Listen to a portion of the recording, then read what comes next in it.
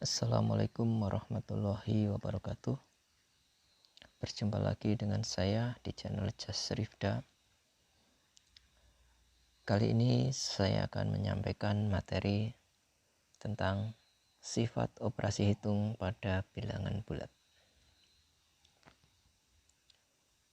Sebelum lanjut, jangan lupa subscribe, like, dan komennya, serta nyalakan tombol lonceng untuk mendapatkan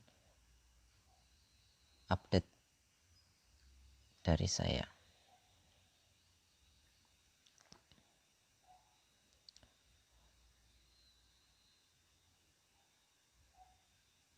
Operasi hitung pada bilangan bulat itu ada 3. Yang pertama yaitu sifatnya komutatif atau pertukaran. Yang kedua asosiatif atau pengelompokan. Kemudian yang ketiga adalah sifat distributif atau penyebaran. Mari kita bahas satu persatu dari ketiganya. Oke, yang pertama sifat komutatif atau pertukaran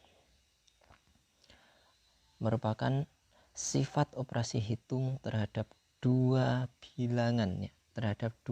bilangan yang memenuhi pertukaran letak antara bilangan sehingga menghasilkan hasil yang sama.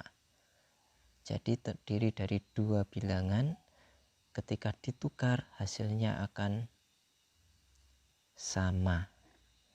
Sifat komutatif juga disebut dengan hukum komutatif. Sifat ini dapat dirumuskan A ditambah B sama dengan B ditambah A dengan hasilnya yaitu C. Di situ A dan B adalah bilangan yang dioperasikan dan C adalah hasilnya.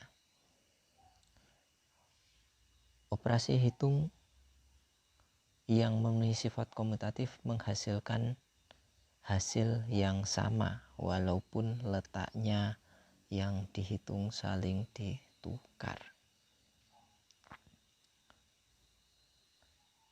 Sekarang kita bahas contohnya. Nah, sifat komutatif itu hanya terjadi pada penjumlahan dan perkalian. Sifat komutatif pada penjumlahan dapat dirumuskan sebagai berikut. A ditambah B sama dengan B ditambah A dan hasilnya C. Sebagai contoh, di sini ada 2 ditambah 3 sama dengan 3 ditambah 2 sama dengan 5.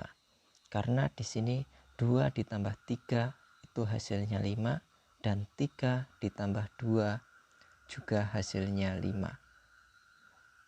Contoh berikutnya, 7 ditambah 6 sama dengan 6 ditambah 7 dan hasilnya 13. Karena di sini 7 ditambah 6 itu 13 dan 6 ditambah 7 juga hasilnya 13. Selanjutnya sifat komutatif pada perkalian.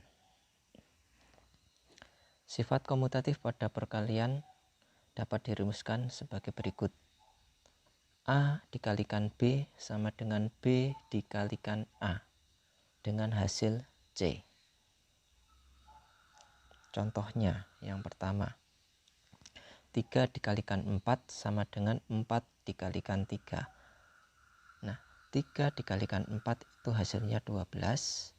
Kemudian 4 dikalikan 3 hasilnya juga 12. Selanjutnya contohnya 5 dikalikan 2 sama dengan 2 dikalikan 5 hasilnya 10. Karena di sini 5 dikalikan 2 hasilnya 10 dan 2 dikalikan 5 hasilnya juga 10.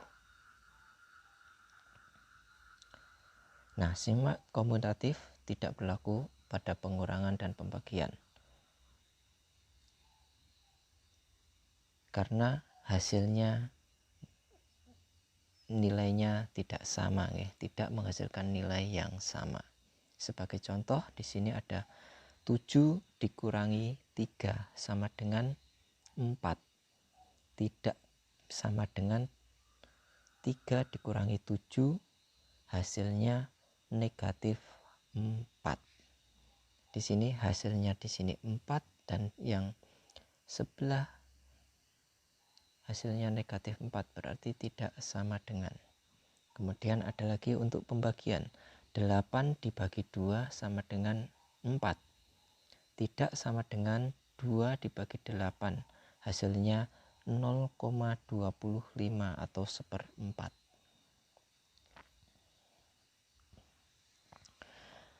Sifat yang berikutnya yaitu sifat asosiatif atau pengelompokan.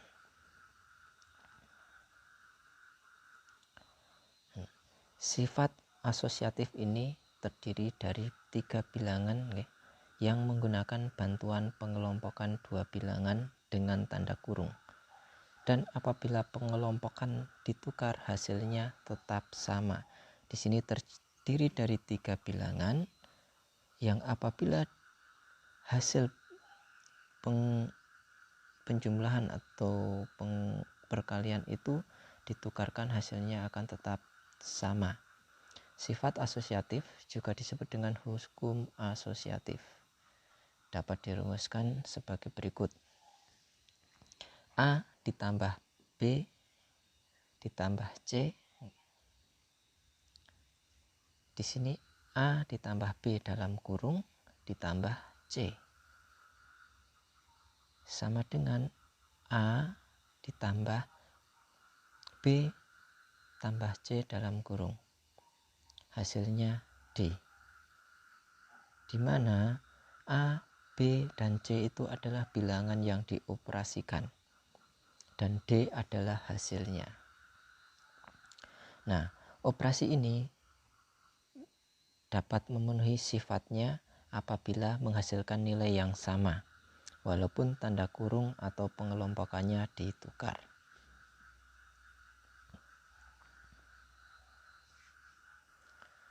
Contoh dari sifat asosiatif. Sifat ini hanya berlaku pada penjumlahan dan perkalian.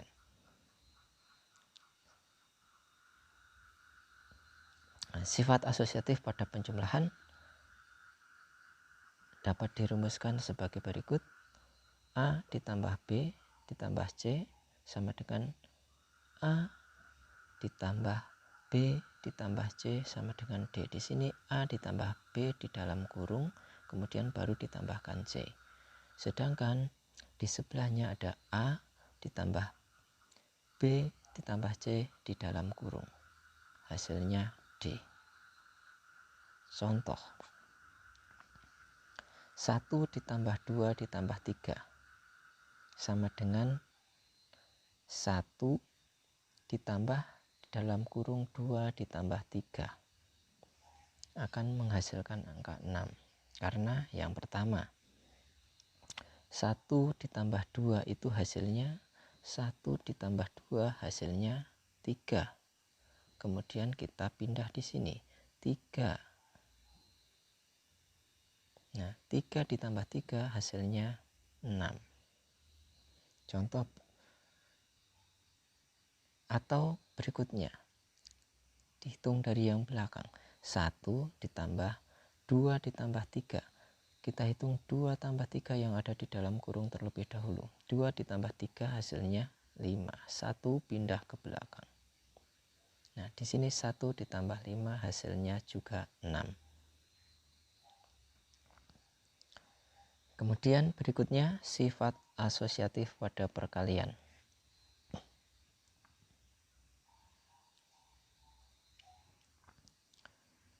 Dapat dirumuskan sebagai berikut.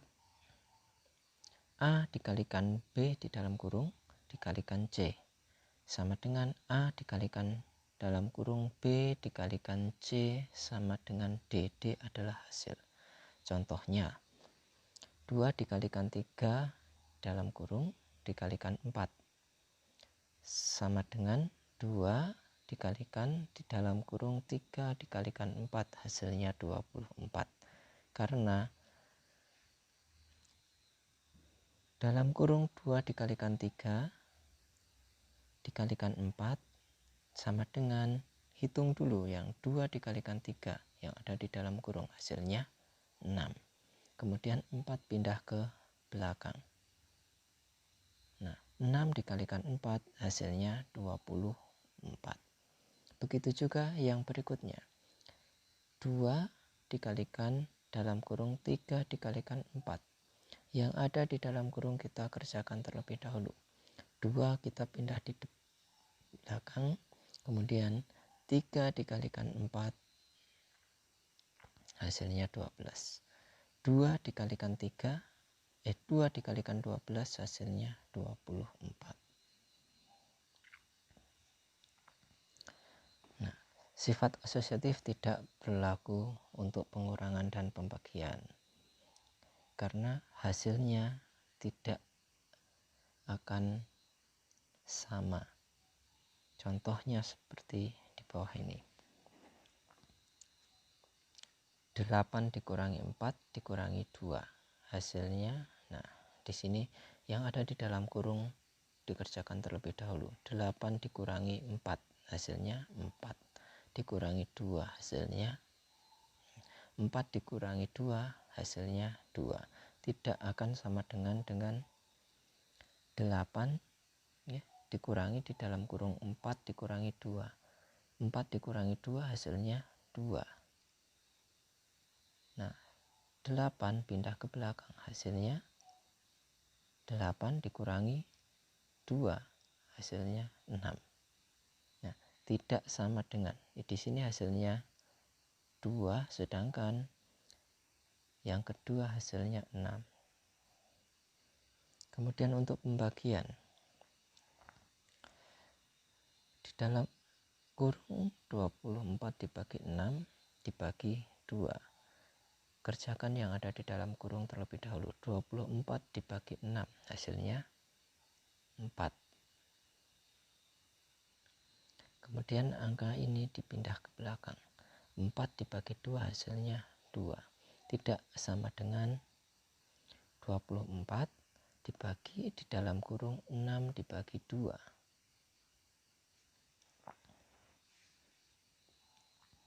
6 dibagi 2 hasilnya 3. 24 dibagi 3 hasilnya 8. Nah, di sini hasil yang ada di sebelah sini dan sebelah hasilnya tidak sama. Oke, untuk berikutnya sifat yang ketiga yaitu sifat distributif atau penyebaran. Sifat distributif merupakan dua operasi hitung yang berbeda. Salah satu operasi hitung berfungsi sebagai operasi penyebaran dan operasi lainnya digunakan untuk menyebarkan bilangan yang dikelompokkan dalam tanda kurung. Sifat distributif juga bisa disebut hukum distributif. Sifat ini dapat dirumuskan sebagai berikut. A dikalikan dalam kurung B tambah C sama dengan dalam kurung A kali B ditambah dalam kurung A kali C, hasilnya D. Di mana rumus tersebut adalah rumus distributif perkalian terhadap penjumlahan. A di situ adalah bilangan yang didistribusikan yang akan dibagikan ke kelompok-kelompok, dan B dan C adalah bilangan yang dikelompokkan, sedangkan D adalah hasilnya. Nah, untuk contoh penggunaannya yang pertama yaitu dalam penjumlahan, dari perkalian terhadap penjumlahan. Seperti tadi di penjelasan awal sudah disampaikan. Nah, contohnya ada 2 dikalikan 3 2 dikalikan dalam kurung 3 tambah 4 sama dengan 2 dikali dalam kurung dikalikan 3 ditambah dalam kurung 2 dikalikan 4. Di sini 2 dikalikan 3 hasilnya 6 dan 2 dikalikan 4 hasilnya 8. Hasil akhirnya di sini 14. Ini sama dengan penggunaan yang terdepan. 2 dikalikan dalam kurung 3 kali 4 dikerjakan yang 3 tambah 4 nih, bukan 3 kali 4, 3 tambah 4. 3 ditambah 4 hasilnya 7. 2 dikalikan 7 hasilnya juga 14. Ini distribusi perkalian terhadap penjumlahan. Selanjutnya yaitu distribusi perkalian terhadap pengurangan. Hampir sama, hanya tanda pengurangan yang ada di sini perbedaannya. Atau juga bisa menggunakan seperti ini. Nah, ini juga akan hasilnya sama. A dikalikan dalam kurung B dikurangi C sama dengan dalam kurung A kali B ditambah A kalikan negatif C sama dengan D. Kita coba untuk contoh cara yang pertama.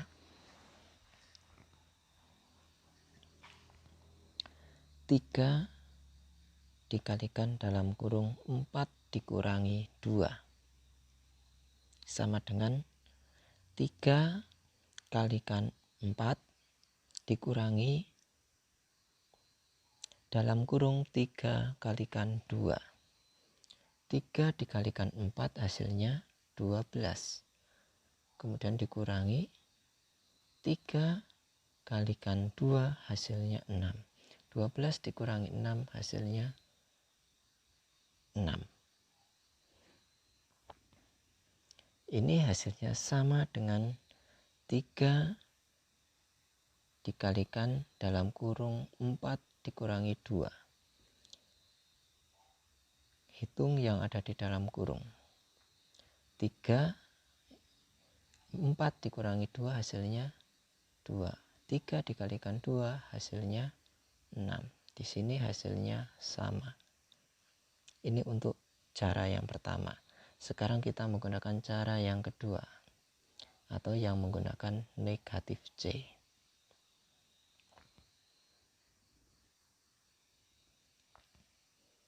Nah, di sini contoh.